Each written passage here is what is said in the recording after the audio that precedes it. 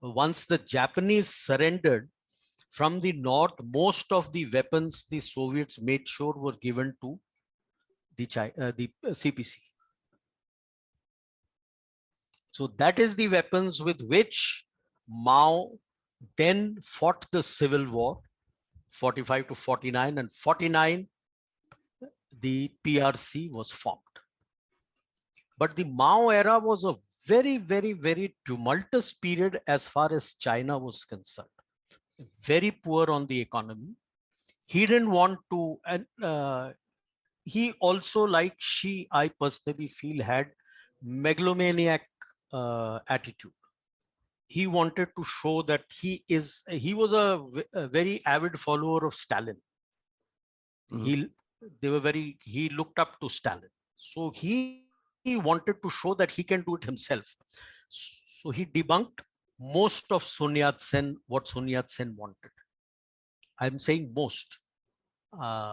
It's a very thought out word, because Sun Yat-sen had wanted in 22 that China, for its growth, needs to colonize. Colonize today is a bad word, but when he's talking in the early 20th century, there were colonies everywhere. Understood, yes.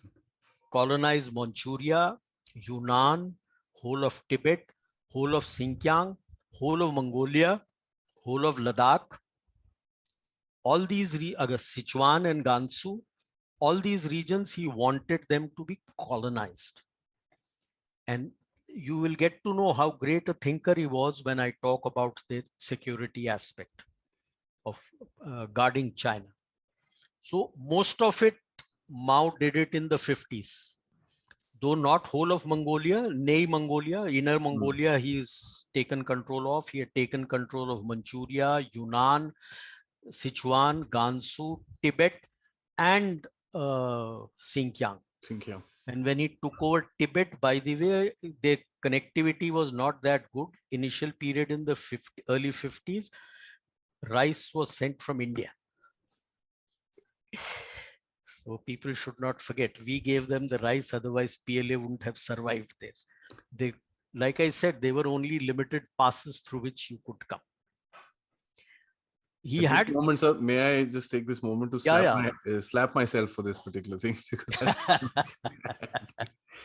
Sorry, but just a small thing. So the previous slide was very interesting, and I'd like you to, towards the end of the conversation, I'd really request you to kind of bring this out quite carefully, that the 3 rules and 8 points that Mao had established for the CPC does not in any way relate to the current CPC and the way that they're behaving. No. See, understand the psyche of the CPC. Whatever rules, whatever agreements, whatever is done is for the benefit at that point in time. Once he's stronger enough, then it all goes out. Yeah, it all goes out because he's strong now. So that tells you the philosophy. That tells you the philosophy, yes, sir. That is the philosophy. Sir, okay. Wonderful. Please, sir. So his first and the famous industrialization plan was that every house can make steel. And he wanted to become the biggest steel maker in the world. Smelter, yes, sir. The great leap forward. Now, you can't have a poor farmer who's been tilling his land and tell him to convert his house into a smelter and start doing industry. It was a colossal failure. He was losing power at that time. And lo and behold, it all played into his hands and you had the 62 war. And he gained back his power in China. Like in the 50s, when he entered in the Korean War, he had, of course, the support of Soviet Union. The biggest worry for CPC at that time was that towards the southern portion of China, there were still supporters of KMT, Kuomintang. Okay. He had not yet got full control. See, Tibet, Xinjiang. Xinjiang he had taken over. Tibet he had not yet taken over. Xinjiang operations were going on. Nei Mongolia was still to be taken over.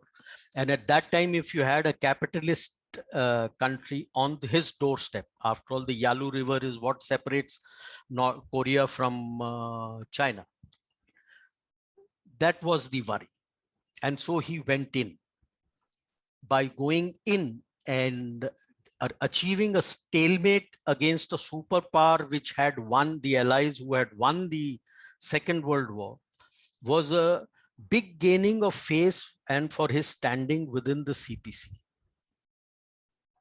And to be able to curb the NRA supporters and the Kuomintang supporters in the south. Okay. And concurrent with the attack there, he attacked Tibet. It went concurrently with the Korean War. 50s. 50s. Yeah. Okay. But after having done that, he did this great leap forward, which was a colossal failure. Now, he had a lot of enemies within the CPC. How do you cover up for that? You tell that the people have not understood what I wanted. So they need to be retutored into how socialism works. And that's the great proletarian cultural revolution along with his Red Brigade. And he used it to purge all his opponents. Deng Xiaoping was purged. Xi Jinping's dad was also purged. Okay. Again, this was a massive failure. From 62 to 72, they wanted to do this. It was a 10 years. It was a debacle. Millions died. There was starvation, famine, because the Great Leap Forward and Cultural Revolution followed back to back. You sent away professors and everything to understand rural thing. Now, a scientist, you are going and telling him, start tilling the field. He knows nothing, no ABCD about agriculture. How will he survive? So, that was the time when feelers were sent through Poland from China to USA. Okay. Mao never liked Khrushchev. He hated Khrushchev. And now that they were in a debacle, he wanted that to indicate to the Americans that they could be a balancing factor against the Russians. They already had a standoff with Russia over the Ussuri River. So 69, sir. 1967, 68, 69, they had these problems. So that was around about the period 68, 69, when they reached out to the Americans, and not what the Pakistanis would have us believe that they were the ones who facilitated nonsense. It was through the Polish embassy. Okay. Interesting. But it came about in 71, well known as the ping pong diplomacy, where Henry Kissinger and Nixon, they opened up. Correct. Though the maximum opening up happened around 79 onwards. 71, they permitted PRC to sit on the table. Though PRC is there on the table, if you go back to the charter of the UN, it says Republic of China. Still says Republic of China and not People's Republic of China. That's a very interesting thing. Okay. Though PRC sits as a permanent member in the Security Council. Security Council. But the article there has not been amended as yet.